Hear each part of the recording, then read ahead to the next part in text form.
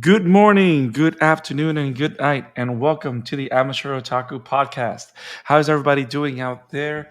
I am Brandon Alvarado, the Scarlet fan here, and I'm really excited to be here to talk anime with you guys, and not just any anime, an anime film that took the world, not just Japan, by storm. And we're going to talk about that film known only as Demon Slayer Kimetsu no Yaiba Mugen Train. It's now considered to be the highest grossing anime film in Japan. Um, Bunch of fans of the Demon Slayer anime love this film, and we finally had the opportunity of watching it. Isaac over there in Sweden via Wakamin and me via Funimation. We finally were able to see the film, and we're really excited to talk about it. So, thank you for joining us as we discuss Demon Slayer, Mugen Train, the movie, the arc, the event, the moment. Isaac, Mugen Train. What's up, man? What's up? Well, I'm very tired, very tired. Why are you But tired?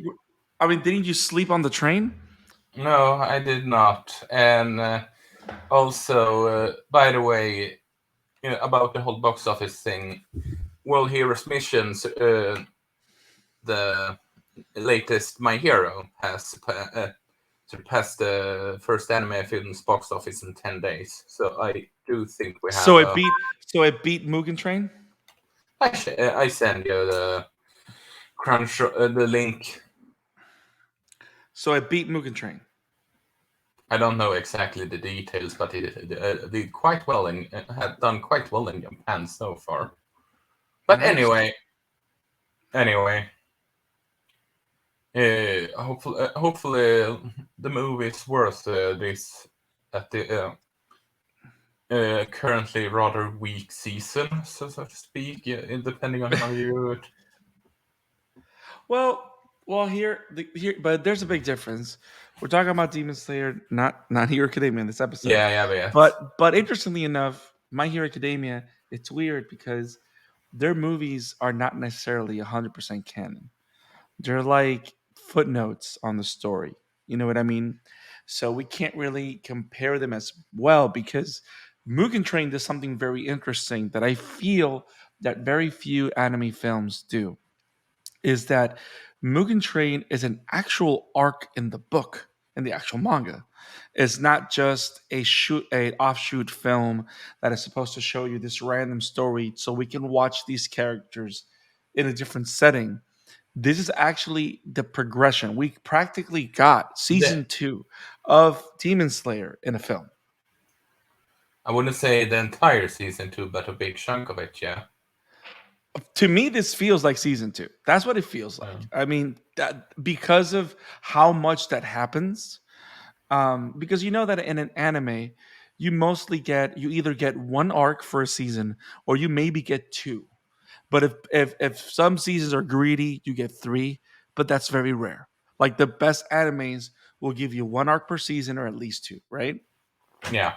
So I think it was very smart of what they did to do Mugen Train to do season two. This is the way I see. I mean, of course, we know that when season officially two comes out, it's going to be called season two, and it's going to be the continuation after Mugen Train. But to me, season two, Mugen Train feels like season two of the anime because there's so much character development, at least for the main character. A lot of big moments occur, a lot of surprises. And I think what makes this movie so good, and I want to hear your thoughts on this because we love to comment on films and stuff like that, is that the pacing of this film is it's is seamless. I think this is one of the best paced anime movies I've ever seen. It never slows down, it never goes too fast.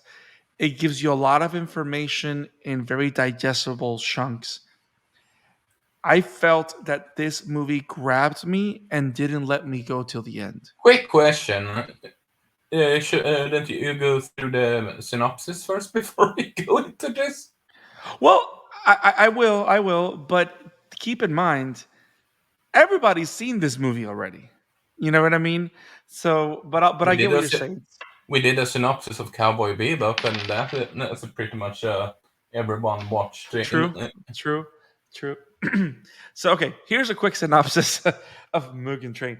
So, before the synopsis, guys, here at the Amateur Otaku, we analyze, we talk, and we enjoy discussing anime films, anime manga, and anime seasons of shows. Um, Isaac, Mike and Leo are constantly covering My Hero Academia Weekly.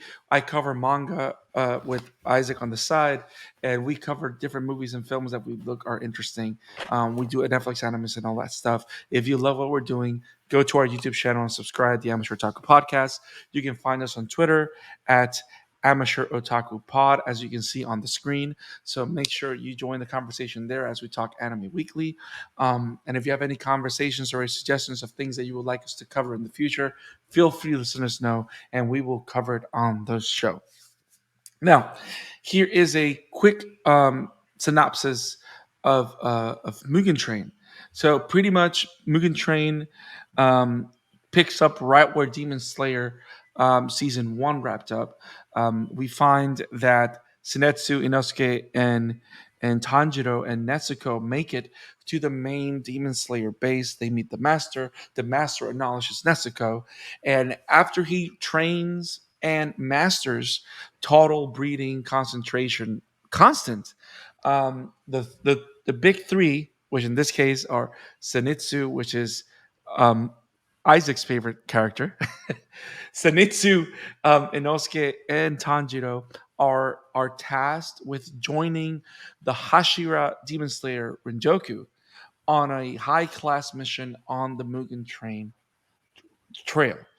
There is a apparently there's been multiple people that have been disappearing while traveling on this Mugen train, and they are supposed to go there with Renjoku to find out what is the mystery and if demons are related, which is well, of course, what we suspect with what's going on the train. Great tragedy ensues. Um, in depth we learn more. We learn more about Tanjiro's determination and past. We meet great characters. We have great action and a very big, epic finale that I think a big sets up what's coming next in the show and what I would consider will be season three or season two. So we're gonna talk about this with this movie. We're gonna spoil a lot of it. We're gonna share our honest thoughts about our main character's missions on that Mugen Train with Renjoku, and there's our discussion. So yeah, Mugen Train, very simple premise: mission on a train. Literally, this reminds me of Final Fantasy VI. How you have the whole ghost train thing. Yeah. Um, yeah. Isn't So that the game where you can punch a train and all? no, literally, the final villain is an actual train Yeah. on that section of the game. So I wouldn't be surprised if this is the author of Demon Slayer's nod to Final Fantasy VI, which, by the way, is one of the best games in the series. So, not all you want. But but yeah, there's not much of a synopsis. I mean, they were on a mission on a train, and crazy stuff happens. Um, so I think going back to what I was talking about the pacing, because I want to hear your thoughts. I think this movie is exactly what it needs to be in terms of its time duration. I think the pacing is superb. I think that every action set piece that we see gradually gets better and surpasses the previous one. You know how sometimes certain movies or certain anime films to a degree can make the mistake of having the highest point in action in the middle and it kind of just smooths out. I think this movie continually surprises you, which is why to me it feels like a genuine story arc. It doesn't feel rushed in any way. Like if they set out to cover 3 volumes or whatever the Mugen Train arc covers, you can feel that they made sure to take care of all those beats. You know what I mean? Yeah. And even if they cut stuff out, which I don't know because I haven't read it, it doesn't feel that way. And I think it was just stupid smooth, and I enjoyed every minute of it. And what are your thoughts about the pacing? I mean, I don't think I want to talk about the animation myself, unless you want to, because you and I both know that the animation of Demon Slayer has always been phenomenal. But what are your thoughts, general thoughts about the movie? Well, first and foremost about the anime, there were some spots in the movie that there was some clear jarring 3D animation for me in contrast to the 2D animation, and instead of just it being a complement to the 2D animation, and I will say it was rather jarring. It wasn't that often, but it was there. I will Okay. admit. When it comes to the actual movie, well, Zenitsu didn't have that big of a role, so that's always a plus. Easily the worst character in the entire series, and still I can understand him more that he shouted towards Inosuke and his "I'm gonna kill this beast" and just never sit down. I will give him that when he shouted about that one. Uh, but his usual spiel is when he's stop tapping off. Yes, shut up. You're a demon slayer. Shut up. Yeah, and which makes me just. But yeah, the lack of Zenitsu is always good in my book, and for what I care, that character can at least from where we are in the anime, he can burn down to the ground as far as I can care. Wow, So that's kind of fucked up. yeah, but I don't like that character one bit. And, Fair, fair. But let's okay. but So we know what you. Okay, keep going. Keep going. uh, but when it comes to the rest of the film, I think you're absolutely on point when it comes to pacing and all that. Yes, because it's sort of like I wouldn't say it felt like an entire season, but it does feel like maybe half a season, a third, like an sort of, if that makes any sense, because we see series. Because my biggest fear with this movie, though, doesn't have isn't indirectly with the movie itself, but there is rumors that they are going to do like Dragon Ball Super did with its two first arc, being that they recut the two first movies, Battle of Gods and Resurrection of F, into Hmm. anime and anime episodes. So I sincerely hope not for season two. But one thing that did stand out for me in a positive manner, it was the soundtrack. I loved it. Yeah, the soundtrack was very good. It just Yeah. fits. It fits. It was a perfect match for this type of story. And random fun fact: the majority of the dub of this movie, as far when it comes to the main cast, is Fire Emblem voice actors. Not surprised that you found a way to highlight that particular piece of information. I mean, the dude that voices Sanjiro is even the voice of Violet from Three Houses. So beyond Fire Emblem, for the love of Mario. I mean, he uses Um, fire breathing, so it oh fits. my god. Um, but yeah, I think I can agree with you with the half a season.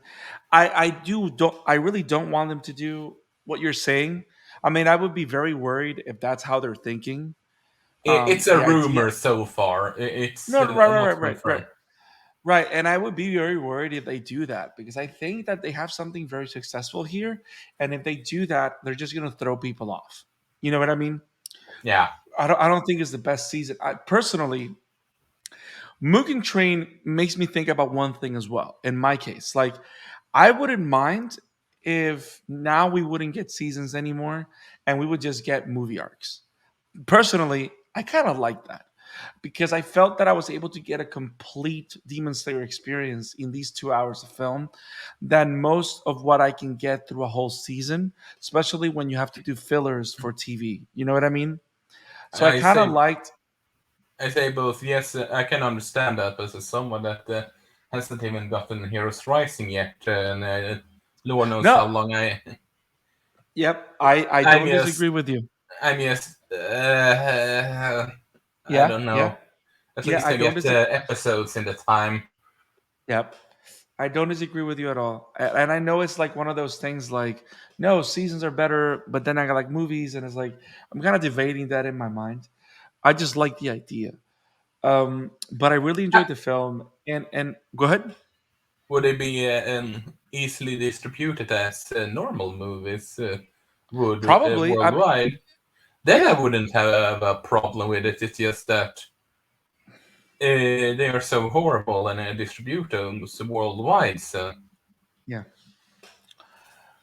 So I kind of want to leave the whole Renjoko conversation towards the end. Um, can we talk about the villain or villains, kind of?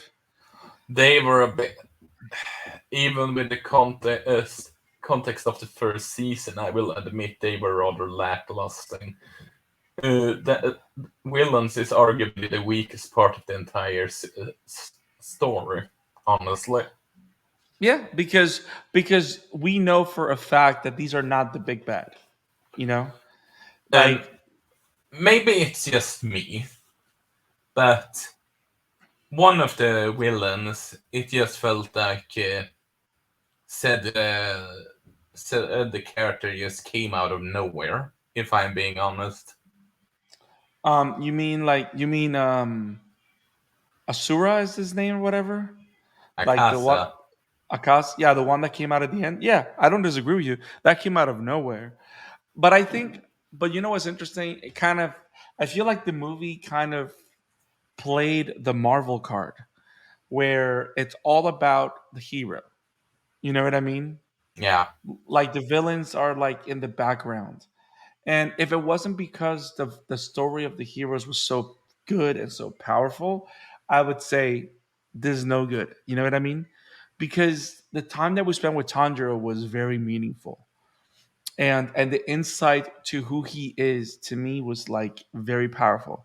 So I really appreciated that and that development, like the whole thing of him understanding that he needed to kill himself in the dream to come back to life. And the fact that he would do it over and over again just because he understood what he understood that for him to be happy is not about never going through pain, but he needed to accept the pain of who he lost. You know what I mean? He needed to accept that what happened, you know? which And was just it was just brutal. yeah, yeah. Ugh.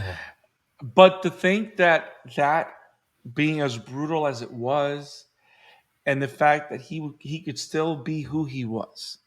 You know what I mean? Like you can see that whenever that kid looked at his heart, you could see that Tanjiro's essence.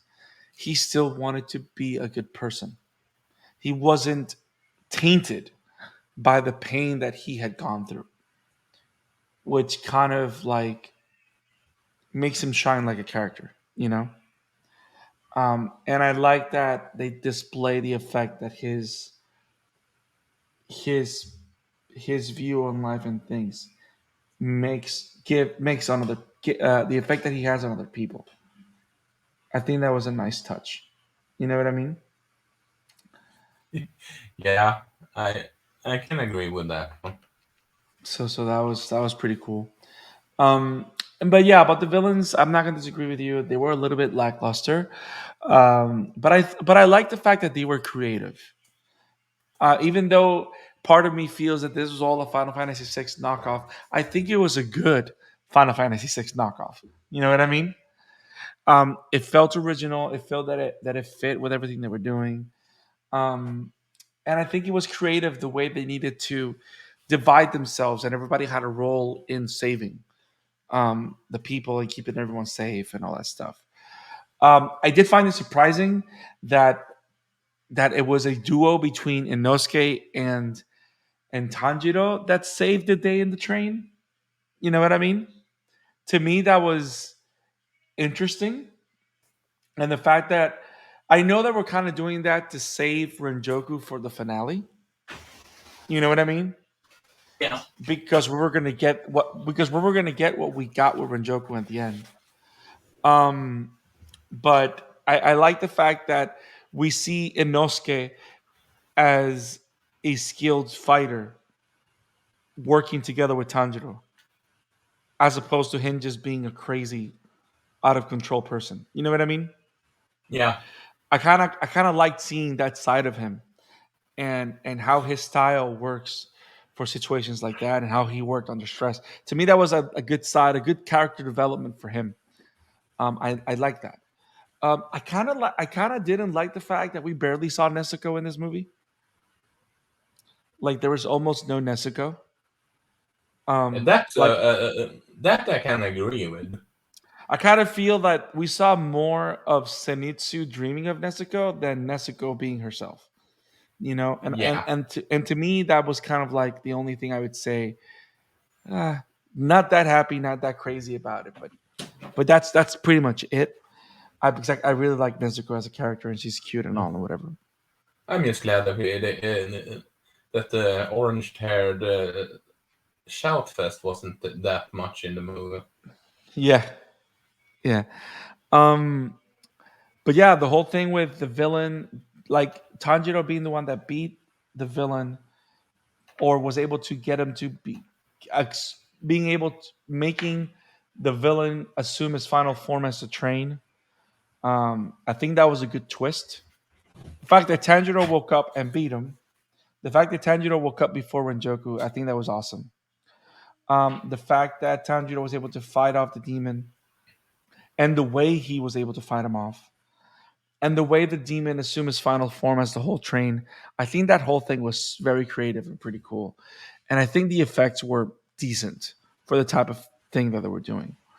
Um, and it's kind of weird because you know how you mentioned that some scenes, especially like the CG animation for the demon, kind of look a little off and grotesque. Like they don't look they fit. Part of me wants to think that they kind of did it on purpose. Like it's supposed to stand out because it's supposed to be otherworldly, apart from the fact that it just looks like bad CG. So I Yeah, kind I kind of forgive it a little bit. Um, but yeah, I mean the movie's great. I mean the action was awesome, and I still dig all the color that they use whenever everybody's using their abilities. The shades of color and C that they use, I still find it beautiful and very awesome. that I can Um, agree with. but I think it's time to talk about Renjoku. What do you think? Yeah, and here's my biggest gripe with all this is it just feels the entire movie. I say this as someone that liked it. The entire movie just feels like an entire MacGuffin to show how powerful the higher ups is, and Yes. that's I feel like the entire point because you could have, how should I put it, erase the whole fight against the demon at the end and his death and Mm-hmm. all. Mm-hmm. And the movie would be okay. It wouldn't have been as probably as been successful as it was because thing with the movie is his sacrifice. Yeah. But considering how that demon comes out of nowhere, it makes it just it makes it just oh. So this is the entire point of the arc, just showing off how strong the higher ups is. That's the entire point because Yeah, like the it, whole purpose of the movie was to let you know how the series is raising the stakes. it, Yeah. they could have incorporate that element a bit better in my book, having it so that, granted, I haven't read the manga, so they might have done some changes here. I'm not gonna that I will admit, but to some extent, I would argue it would have been more streamlined and better if the first demon would have been the end bad guy. But you know what? You mean like Muzen or? Yeah, the But you train, so see, to speak. oh, just leave it at the train and that's it, and not introduce the other guy. Yeah, See, I don't disagree, but at the same time, I think it's perfect the way they did it. Here's why I think that, because number one, this whole arc is, yes, I agree that it has a lot to do with raising the stakes and stuff like that. But the main theme of the movie is humanity's will to survive. That's the whole theme. It's humanity's will to get up and fight. Is the exploration of that idea. You see it with Tanjiro waking up. You see it with Renjoku. You see it with the conversation that the master has in the beginning, like how he talks about the humans' will to fight back, right? And no matter how high the stakes are, humans will always fight back. So the way it ended, it shows you, because you see the same theme in different areas. The conductor is another evidence of a human's will for what he dreams of, whether it's good or bad. He tries to murder Tanjiro because he wants to live in the dream world. That's another way of showing humanity's will, because he's fighting for something. You know what I mean? And then the whole thing with Renjoku at the end is the ultimate test of one's will. Is he going to fall to the temptation of becoming a demon, becoming the monster, when his will to survive and to protect is stronger? So it's all about that conversation, which to me is why that final battle between that upper rank demon and Renjoku is so important, because it's all about that. It's all about demonstrating that demons just want to live longer and are selfish and want to destroy, but the demon slayers are the epitome of showing a humanity's will to survive, to protect, and to fight. You know, and that's the conversation. That's the whole thing, which is why that final battle to me was perfect, and also it was a perfect way of showing off Renjoku as the ultimate demonstration of what that will of survival looks like. Because you could even say that even though Tanjiro is the protagonist of the series, the main character of the arc is Renjoku, because he is what Tanjiro will need to become to be better, to be able to become, to be able to beat Muzan. You know what I mean? This is the first time we've met a demon slayer of this caliber. Because you know, people can say that he know who Gio is, right? Like Gio, the one with the other water guy, the one yeah, from the first episode, but you barely see him do something like this. And he's not the talkative type. He's not. He's kind-hearted or whatever, but he doesn't like Renjoku. You can think that Renjoku is very, very similar to Tanjiro. You know what I mean? They both share that same kind of light and passion for life and for others, you know? yeah, So it's kind of like, that's why to me it was so epic and so heartbreaking. Um the whole thing with Renjoku and how great he was, how powerful he is, but also how he gives himself to protect others. because Tanjiro's the same way, and how he's able to do the ultimate sacrifice. And it kind of it's kind of frustrating that it kind of ends like every other anime where the main character is like, "Oh, I'm not strong enough. Okay, let's go train." You know what I mean? It ended like every other anime to a degree, but I feel that this is the kind of story beat that we needed so that Tanjiro would turn the leaf into growing further. Because if this didn't happen this way, then we would kind of see, if we would have seen Renjoku's death in the beginning of the second season or whatever, it kind of would have felt it kind of would have hurt the movie, I think. You know what I mean? Yeah, I kind of like the fact that they had the balls of introducing this great character, but also closing his story arc and using it to inform where our main character is going to go now, and where his mind is going to go, and where his story is going to develop, and stuff like that. So I know, am I talking a lot? Does it make sense what I'm saying? yeah. Like, I I mean, you always talk a lot, so what's new? wow, but does it make sense? Yeah, Like the whole thing but that they were going. that's not a bad thing that you Yeah, talk a lot. We're podcasting after all. yeah. Um. So what do you think? You think it makes sense what I'm saying? Yeah, Because I think it makes sense from that aspect. I just feel that they could have streamlined the appearance of the uh, last demon a bit. but you That's know my what? attack.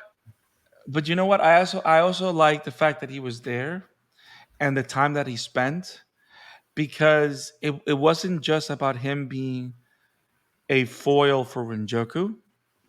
They were also setting up his feud with Tanjiro. Yeah, I know.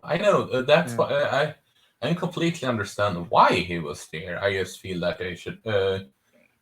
I would Yeah. just have preferred them to introduce him a bit more, not out of the blue, in my book. Yeah. Yeah. I get that. I can get that. I get that. I get That that. so, which is my I don't want to say problem, but it's just a pet peeve of mine. It's not that it destroys the movie or anything. I don't blame you. I do not blame you, brother. I do not blame you. Hey, at least it wasn't in Sea Warrior gets random power up off their ass just because of Akira Hirama writing himself in a corner. Yep.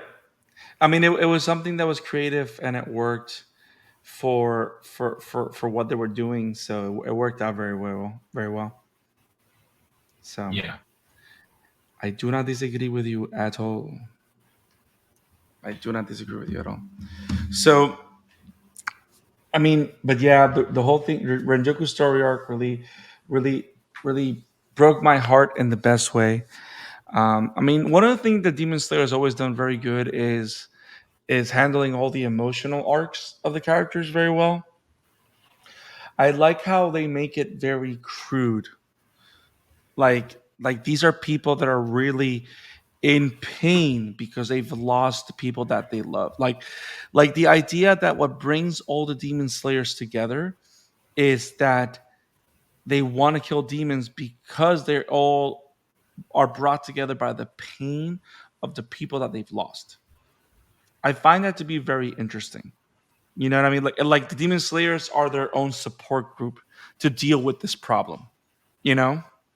yeah, Because and I think what makes it all interesting, which I hope it's something they explore, is that they all are super different.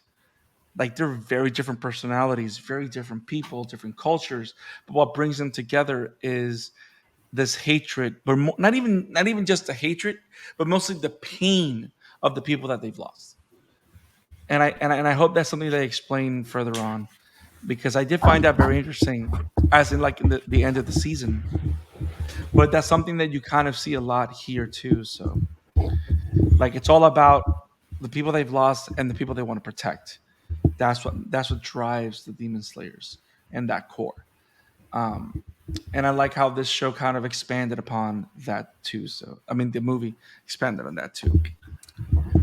But yeah, it's a great film. I mean, I am definitely gonna watch it again at some point. I think it was a great way to pick up from whatever the show was doing. I mean, I gotta give it to UFO Table, which is the studio that made it. I mean, those guys have done an amazing job making these shows. I mean, they've kind of they kind of knocked it out of the park with Demon Slayer. It's just been awesome. So can't wait to see more. Well, it get my attention of watching season two, even though I might regret it with the whole Zenitsu yelling and all that jazz. I guess we will see. I guess we will see. Hey, I'm not Uh, the only one that calls him the worst character in this series. so, um, guys, if you like our thoughts on Mugen Train, let us know in the comments below. If you would like us to cover more Demon Slayers that comes out, let us know. And let us know what you thought of Mugen Train. We think it was an awesome film, and we're glad that we had a chance to cover it. Um, if you love what we do, make sure you click that like button, click on the bell for notifications on YouTube, and make sure you follow us where all podcasts are found, because the Amateur Talk is available everywhere in Google Podcasts, Apple Podcasts, Stitcher, and wherever podcasts are found. Isaac, where can people find you, my brother? Well, you can find me over at Wobum Entertainment with my work. I'm currently waiting on getting my review of the Great Isak Chronicles greenlighted and posted. I have a review of Monster Hunter Story 2, Wings of Ruin, almost done, and before I sending in, and I'm currently playing through Neo Dual Ends with You, which is a big ass game from Square Enix, and I'm also planning of reviewing Horimiya for Boban. Nice. And you can find me at the Scarlet Fan 52 on Twitter. We'll keep in touch, guys. Have it awesome. Peace. Peace.